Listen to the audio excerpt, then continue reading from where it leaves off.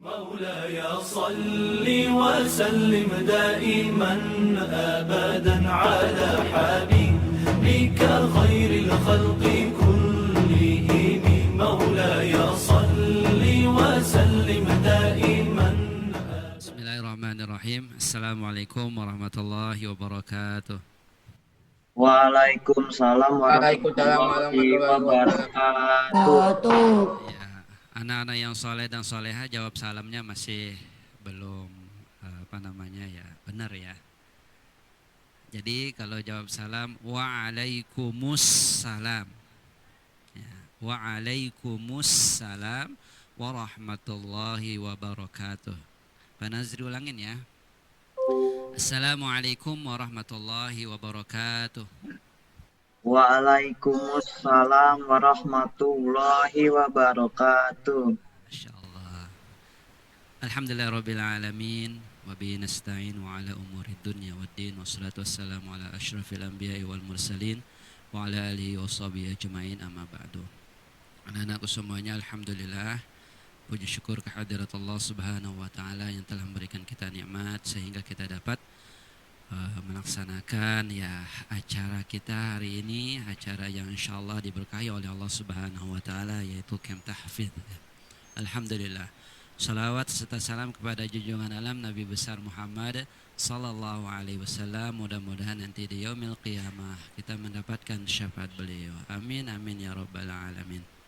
Baik anak-anak semuanya, sebelum Pak Nazri mulai, Pak Nazri muter video dulu ya.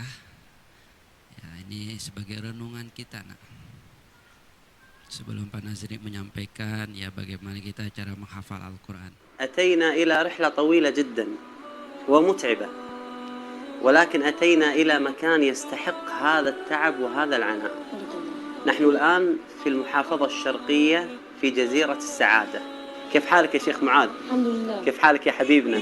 طيب إن شاء الله. أنتم في جزيرة السعادة وأنا الآن أشعر بسعادة كبيرة أني أجلس معك. الحمد لله. طيب شيخ معاذ، نعم. يعني أبي أعرف قصتك مع كتاب الله سبحانه وتعالى. بدأت وعمرك 6 سنوات. نعم. كيف كانت هذه البداية؟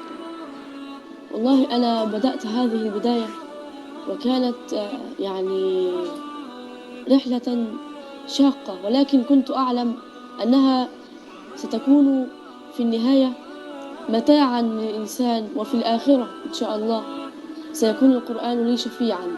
هل صحيح شيخ معاذ كنت إذا ذهبت إلى الشيخ وكان عندك شيء من المراجعة، جزء مثلا، وأخطأت خطأ أو نعم. وهذا السفر، يعني نعم. ترى نعم. على فكرة ترى الشيخ معاذ يسافر إلى الشيخ، يعني يذهب مع وليس الشيخ هو بجانب بيته ولا الشيخ يأتيه. نعم.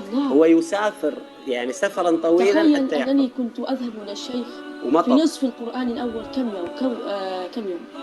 يوم 3 أيام. 3 أيام في الأسبوع. 3 أيام فقط. كنت أتحايل عليه، كان أول يوم يومين فقط. تحايلت عليه محايلة شديدة لأذهب إليه 3 أيام، وكان يوقفني على معاني شديدة. نعم. يعني كان يمكنه أن يعطيني آية واحدة فقط. هذه المسافة كلها يعطيك آية واحدة. والله كان يفعله. الله أكبر. في بعض الأيام كنت لا ألعب أبدا. نعم. ولكني سمعت أنك عفريت شوي. الحمد لله ربنا أنعم علي. نعم. هو شال مني البصر سبحان الله، والحمد لله وعلى هذه النعمة. أنا في صلاتي لا أدعو أن الله يرجع علي بصري. لا تريد أن يرجع الله؟ لماذا؟ لعل يكون لي حجة عند الله يوم القيامة فيخفف عني بعضا من العذاب، وأقف بين يديه خائفا متوجلا يسألني ماذا فعلت في القرآن، فعسى أن يخفف عني، فالله يدخل من يشاء في رحمته. ولكنه أنعم علي بالقرآن، وأنا الحمد لله إذا أردت أن أذهب إلى أي مكان أذهب وحدي فقط، وليس معي أحد، ولكن أبي يخاف علي.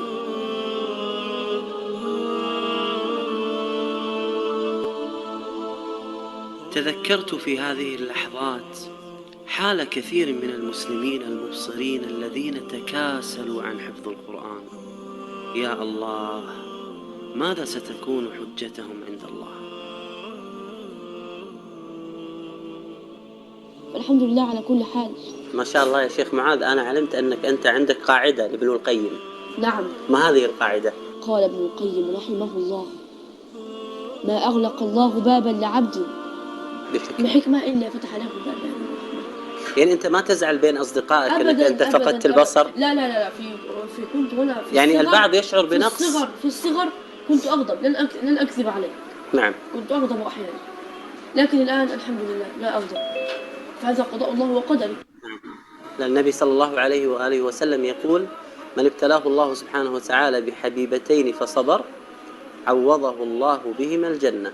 نسأل الله أن نكون من ورثة جنة الفردوس. اللهم آمين. فرت همومي وانشرح قلب مهموم.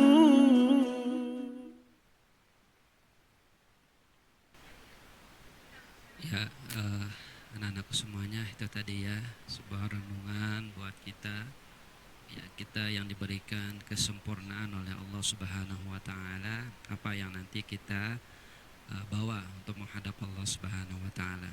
Tadi Syekh Muadz namanya ya. Anaknya maaf buta ya, tapi bisa menghafal Al-Qur'an. Nah, baik.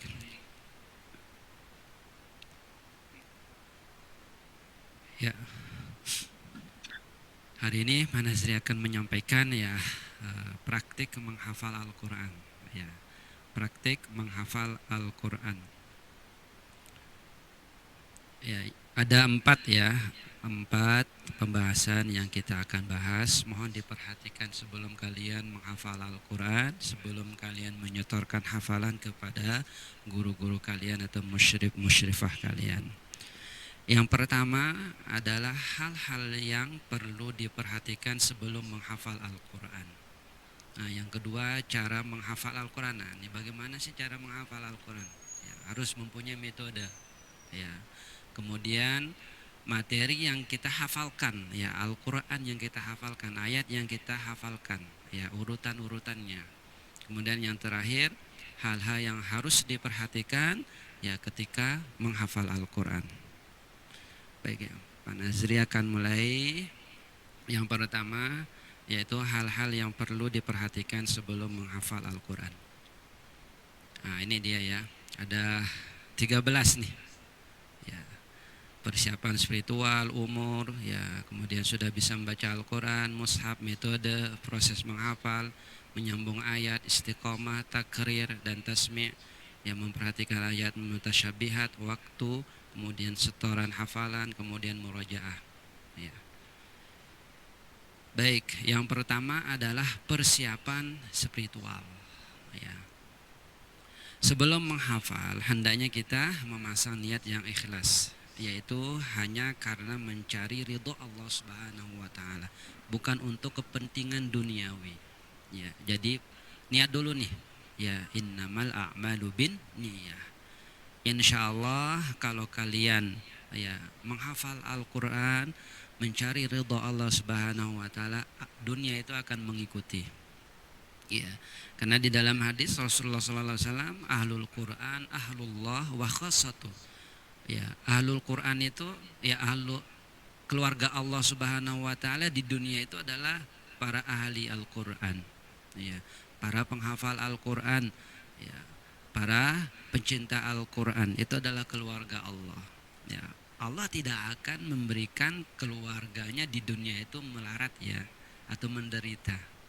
Nah, makanya insya Allah kalau sudah kalian pasang niat ya untuk menghafal Al-Quran dari sekarang, insya Allah dunia dan akhirat kalian akan bahagia. Ya, ini ya yang pertama niat. Tapi niatnya itu karena Allah Subhanahu wa taala.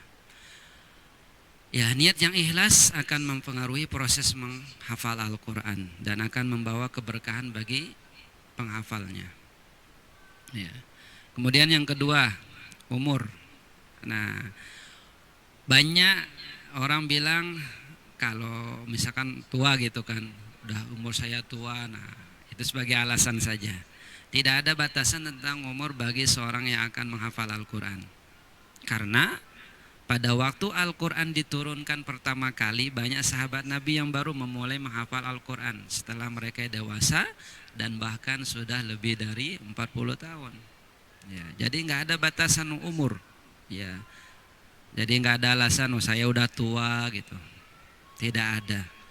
Kenapa? Karena kita lihat ya, dulu pada zaman Nabi para sahabatnya itu umur 40 tahun bisa menghafal Al-Quran. Namun ya, umur yang paling baik pada saat memulai menghafal Al-Quran adalah 5 tahun. Ya, pada saat itu sel-sel otak untuk menyimpan informasi lebih banyak daripada sel-sel untuk menganalisis informasi. Sebagaimana ungkapan yang mengatakan, nah ini, at-ta'allumu fis sigari kan naqshi 'alal hajari.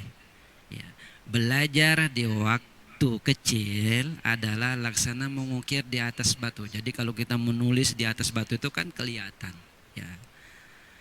Kemudian wa ta'allumu fil kibari kan naqshi 'alal ma'. Ya, tetapi belajar waktu dewasa laksana mengukir di atas air. Kalau kita mengukir di atas air langsung dia hilang. Nah, baik, kita lanjutkan. Ya, sejarah mencatat ya, kalau kita membaca sejarah tentang Imam Syafi'i, Imam Syafi'i itu sudah hafal Al-Quran sejak 7 tahun. Ya. Kita sudah berapa nih umur kita? Ya. Tadi juga Syekh Mu'adz ya, yang buta sudah hafal Al-Quran. Kita yang sempurna, nikmat yang diberikan oleh Allah Subhanahu wa Ta'ala, berapa yang kita sudah hafal ya. Nah saat ini ya, kalau kita melihat musabaqah ya, MHQ ya, kita melihat banyak sekali anak kecil di Iran ya, seperti tadi ya Syekh Mu'adz. Ada juga ya yang di Indonesia yang masih kecil, yang dikenal dengan Google-nya Al-Quran ya, yaitu Ahmad dan Kamil ya, masih kecil ya. Ya, mereka tampil di muka umum dan sanggup menjawab pertanyaan tentang kelanjutan satu ayat oleh Dewan Juri, bahkan nomor ayatnya, kemudian halamannya juga dihafalkan. Ya, pada satu sisi hal tersebut menunjukkan kebesaran dan kehebatan Al-Quran yang bisa dihafal oleh orang yang tidak tahu artinya. Nah, ini juga kemujizatan Al-Quran, walaupun tidak tahu artinya bisa dihafal. Ya.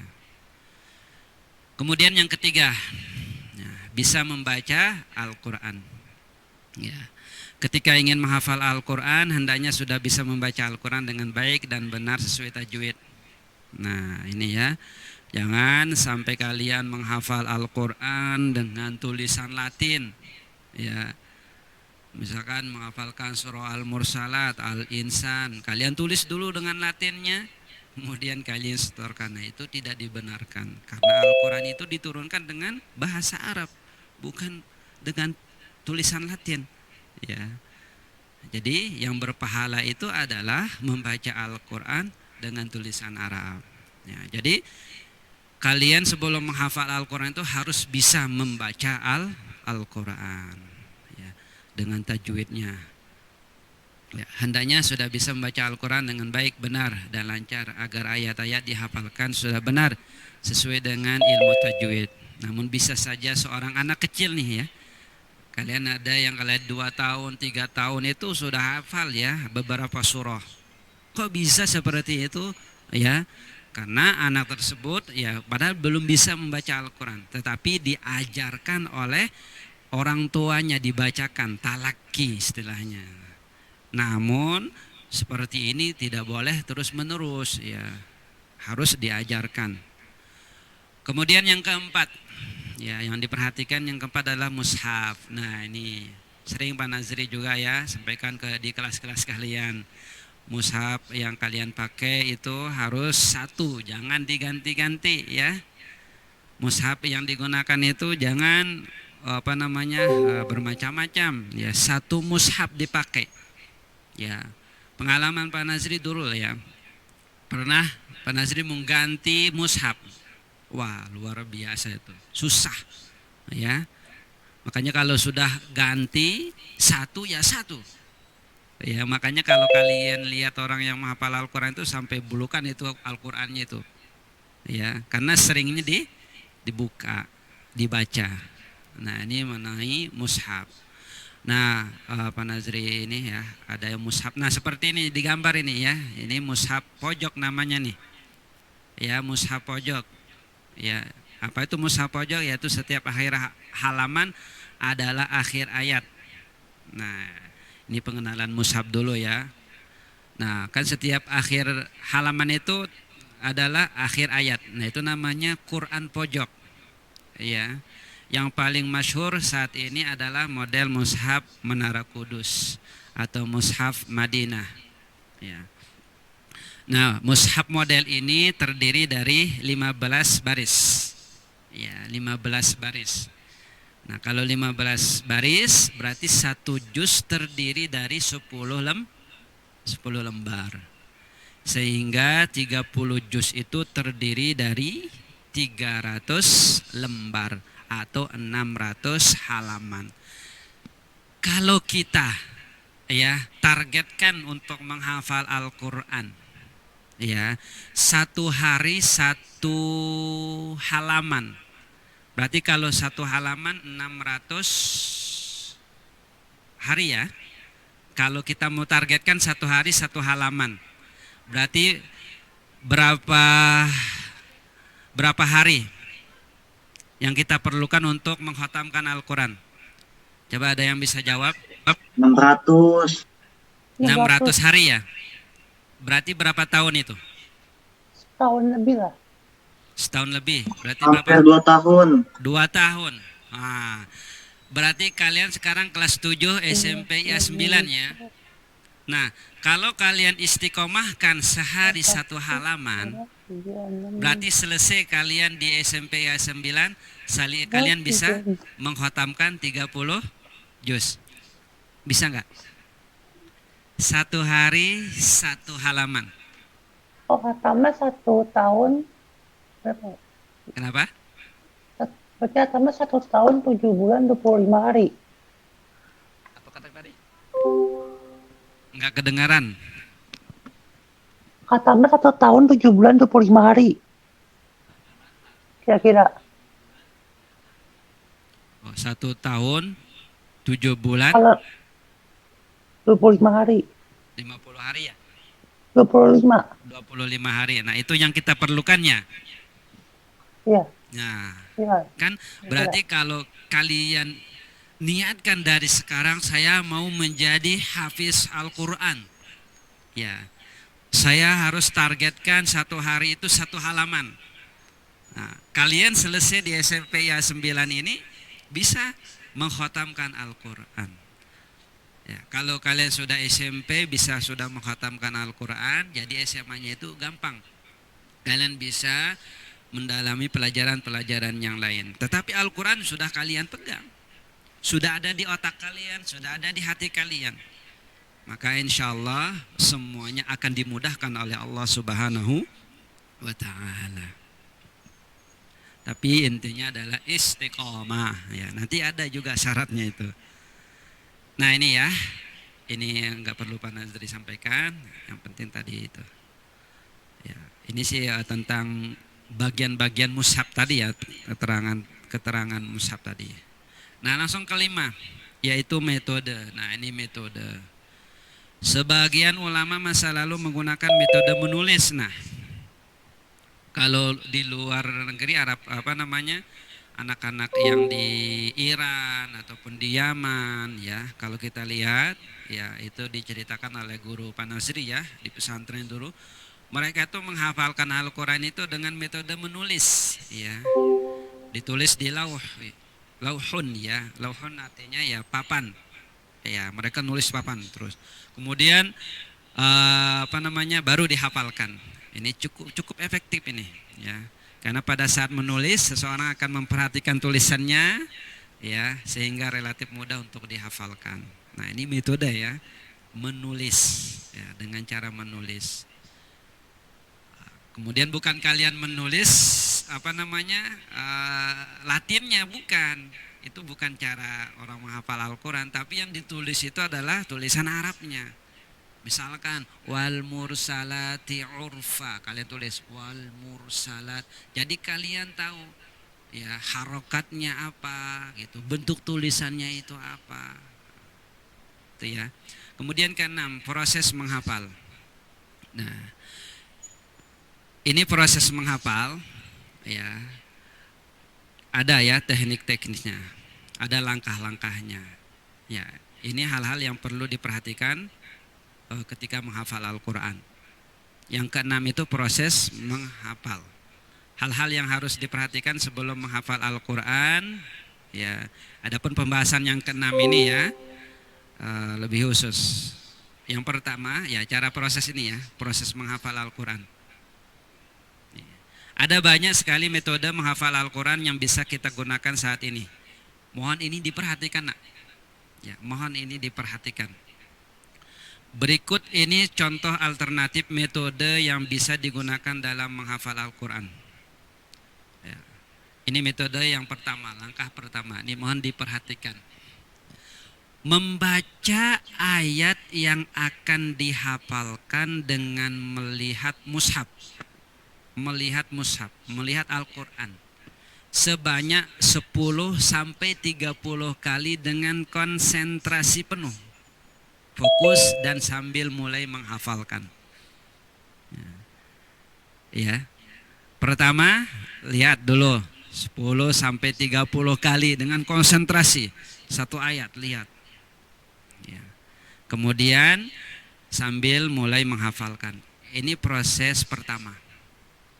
Kemudian langkah kedua, membaca ayat yang tadi dibaca sebanyak 10 sampai 30 kali, namun sesekali melihat mushaf dan sekali tidak melihat mushaf. Misalkan ini. Amma yatasaalun, sambil gini ya, matanya gitu.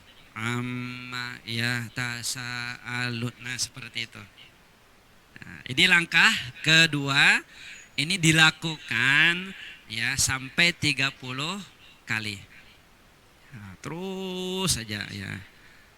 Makanya perlu kesabaran di sini menghafal Al-Quran. Ya, ini langkah kedua. Kemudian langkah ketiga, membaca sekali lagi ayat tersebut tanpa melihat mushaf sebanyak 10 sampai 30 kali dengan konsentrasi penuh. Kalau ini versi Guru Panazri yang satunya ya. Ini versi Guru Panazri yang satunya. Ada versi Guru Panazri yang satu lagi itu katanya 40 kali. Nah, kalau sudah 40 kali baca, jadi itu hafalannya itu seperti suratul Fatihah nak. Ya. Jadi benar-benar hafal. Nah, tapi kalau sudah 40 kali. Nah, ini langkah ketiga. Ya, langkah ketiga dengan konsentrasi melihat mushaf ya, yang tadi yang kita hafalkan. Kemudian langkah keempat, ya, membaca sekali lagi ayat tersebut sebanyak 10 sampai 30 kali dengan membelalakan mata, gini, pelototin, ya, tanpa melihat mushaf. Maksudnya jangan lihat mushaf tapi lihat di tembok. Ya, misalkan kalian sudah tahu nih tulisan-tulisannya itu, tinggal kalian transfer ke tembok itu tulisannya. Seolah-olah Al-Quran atau ayat itu berada, tulisannya itu di tembok tuh. Ya, berarti kalau sudah seperti itu, berarti udah melekat di otak. Ini langkah keempat. Ya. Nah, ulangin sebanyak 10 kali seperti petunjuk di atas ya, yang 4 langkah itu. Tergantung dari kecerdasan otak masing-masing. Ada hanya mengulangi ayat 4 sampai 5 kali sudah mampu dihafalkan. Ya, kalau memang sudah hafal sampai 10 kali ya ulangin lagi biar mantap hafalannya. Jika ayat yang akan dihafalkan agak panjang bisa dipotong menjadi beberapa bagian. Lalu setiap bagian dihafalkan dan dilanjutkan dengan bagian yang lainnya. Yang perlu diingat di sini, penghafal tidak boleh beralih menghafal ayat berikutnya sebelum ia hafal betul ayat pertama. Begitu pula ia tidak boleh berpindah menghafalkan surah berikutnya sebelum surah yang pertama dihafal betul. Perlu kalian ketahui ya anak-anakku yang soleh dan soleha. Orang yang menghafal Al-Quran itu syaitan itu luar biasa. Ya, bujukannya itu luar biasa. Ya, mainnya itu cantik. Ya, syaitan itu. Kalian udah merasa dirinya hafal, misalkan amma yatasaalun. Ya, dan dia udah hafal. Ayo pindah aja ke ayat selanjutnya gitu. Nah, itu mainan-mainan syaitan itu. Ya, jadi benar-benar ya 10 sampai 30 itu maksimalnya 30 lah. Nah, ini ketujuh menyambung ayat. Kita balik lagi ya, hal-hal yang harus diperhatikan sebelum menghafal Al-Quran. Adapun pembahasan ketujuh ini ya kita bahas, hal ini dilakukan karena menghafal satu ayat merupakan satu pekerjaan dan menyambung satu ayat dengan ayat berikutnya merupakan satu pekerjaan yang lain.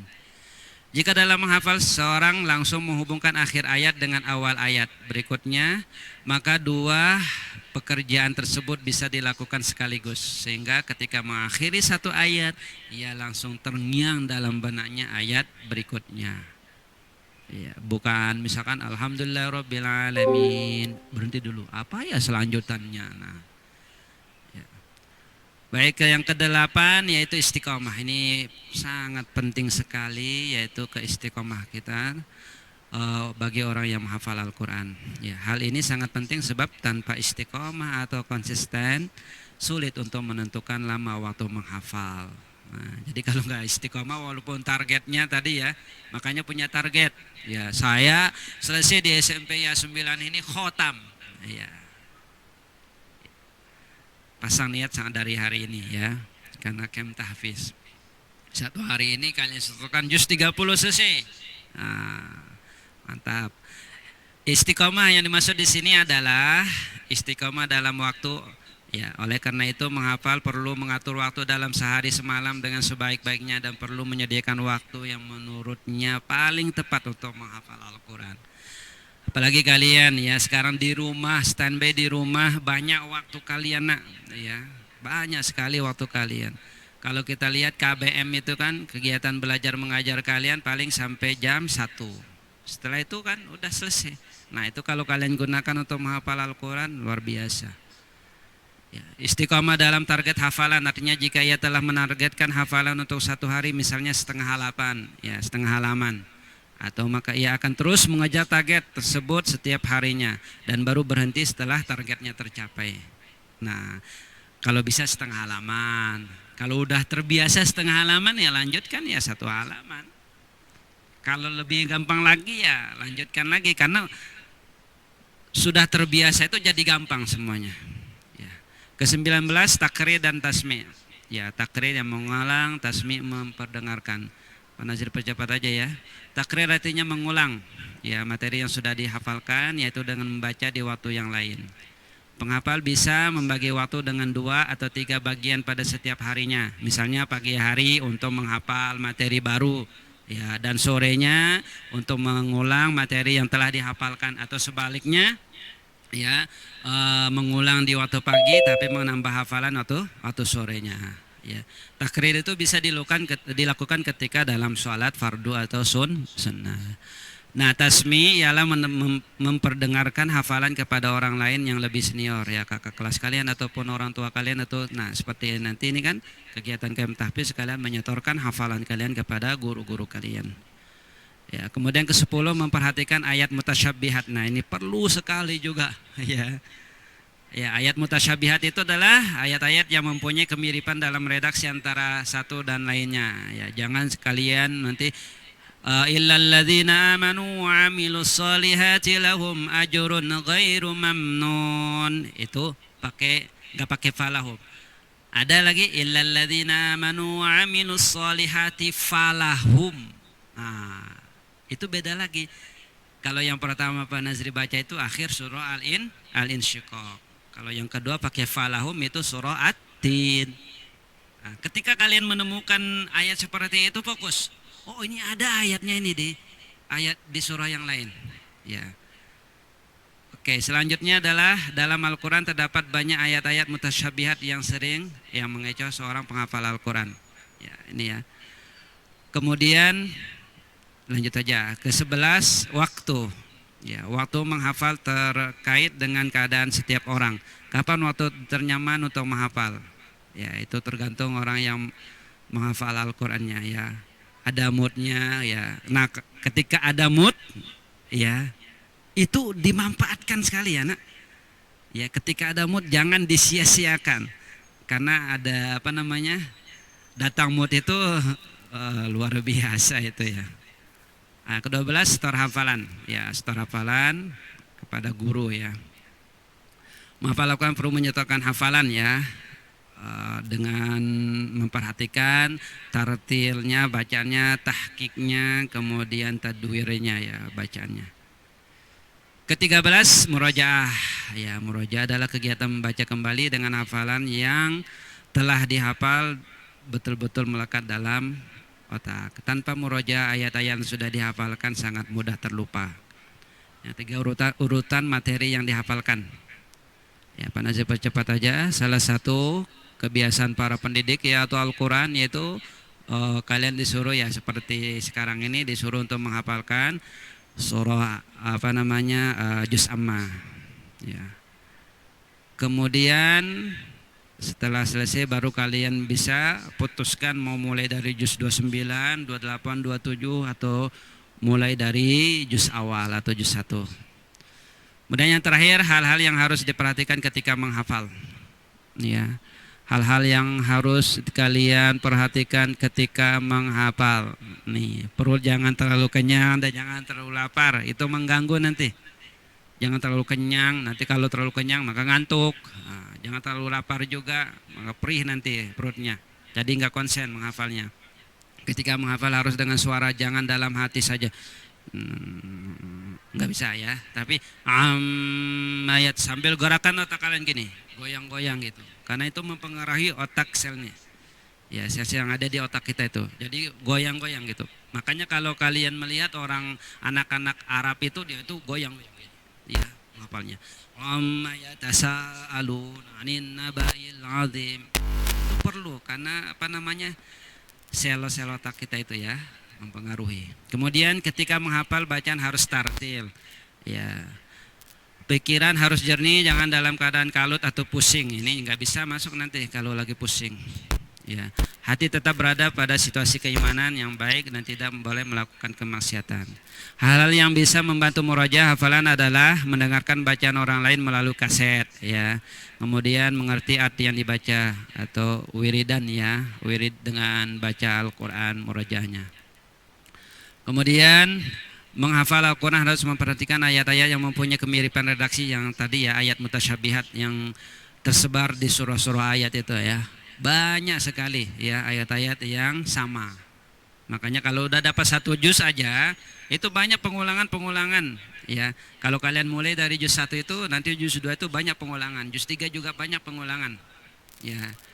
Makanya kalau menghafal Al-Quran itu dari juz 30 dulu, karena itu isinya tentang ketauhidan, kemudian mulai dari juz awal, kemudian juz 2, itu ada pengulangan. Penghafal Al-Quran perlu memperbanyak wirid dan doa atau amalan sunnahnya. Ya, yang terakhir 9 adalah kalian jangan lupa minta doa restu orang tua kalian. Ya, terima kasih. Demikian ya yang perlu diperhatikan ketika menghafal Al-Quran. Baik, demikian yang Pak Nazri bisa sampaikan. Pak Nazri tutup dengan Assalamualaikum warahmatullahi wabarakatuh. مولاي صل وسلم دائما أبدا على حبيبك خير الخلق كلهم